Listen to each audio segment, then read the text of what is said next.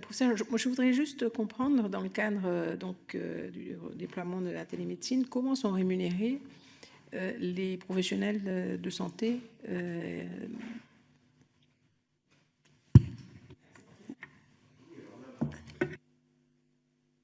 Pardon, oui.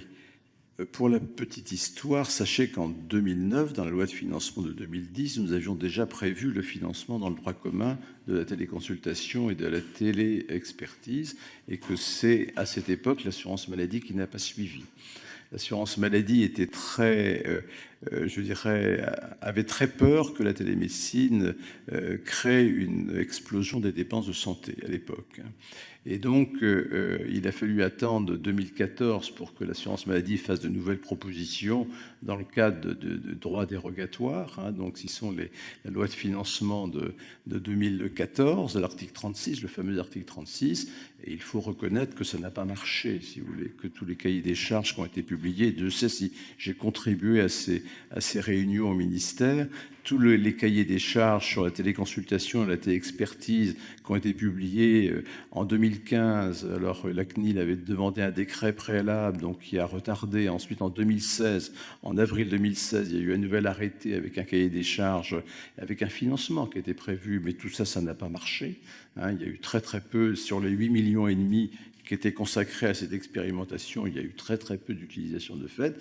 Et il faut se féliciter que lors de la campagne, je dirais, présidentielle, le président se soit engagé à remettre ça dans le droit commun avec l'aide du directeur de l'assurance maladie. Et je pense que c'est une bonne décision qui aurait dû être prise déjà en 2010, si vous voulez. Bon, mais toujours est-il qu'aujourd'hui, nous avons les conditions réunies de développement de la télémédecine, à condition que les médecins trouvent l'organisation nécessaire de le faire. Comment sont-ils payés?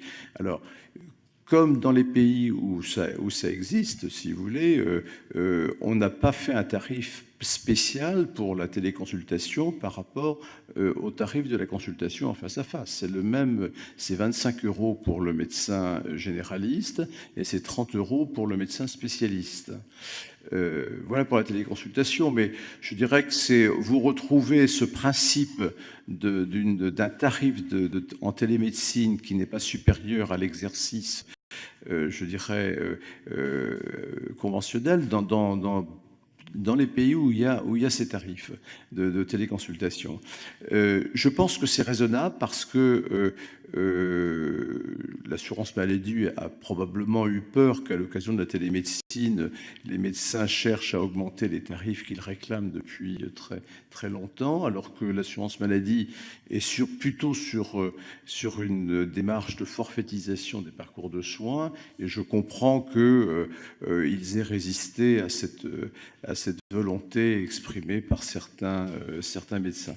Mais toujours est-il qu'aujourd'hui, si vous voulez, la téléconsultation, si elle est bien organisée, peut tout à fait entrer dans les pratiques des médecins des soins primaires.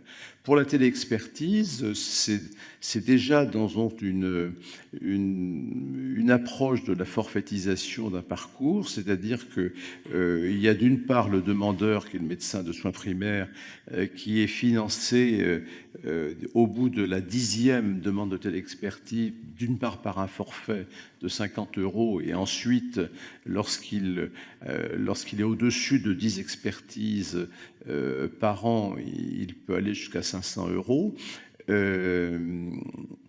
Le médecin téléexpert, donc le médecin spécialiste, lui, il est payé en fonction de 2 niveaux de téléexpertise. Un premier niveau qui est jugé d'une téléexpertise simple, c'est-à-dire c'est la photo qui est envoyée par messagerie sécurisée, un médecin spécialiste qui donne un avis sur une lésion dermatologique, sur un électrocardiogramme pour un cardiologue, et ça, il est rémunéré pour cet avis 15 €. Hein. Et puis, s'il doit faire une expertise plus complexe, il sera rémunéré 20 €.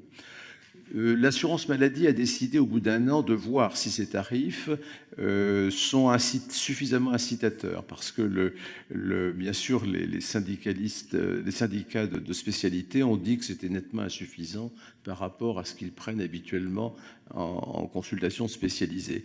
Mais je pense que l'assurance maladie a laissé une porte ouverte. Et je pense qu'il faudra faire l'évaluation dans un an de cette tarification auprès des spécialistes. Personnellement, je serais favorable, moi, à ce qu'on libéralise la téléexpertise, parce que je crois qu'aujourd'hui, nous avons des médecins de soins primaires qui sont formés à l'hôpital à des demandes immédiates, disons, d'avis spécialisés. Vous savez, les internes, quand ils sont à les services, ils ont le dossier, ils montent à l'étage supérieur, à l'étage inférieur, ils voient le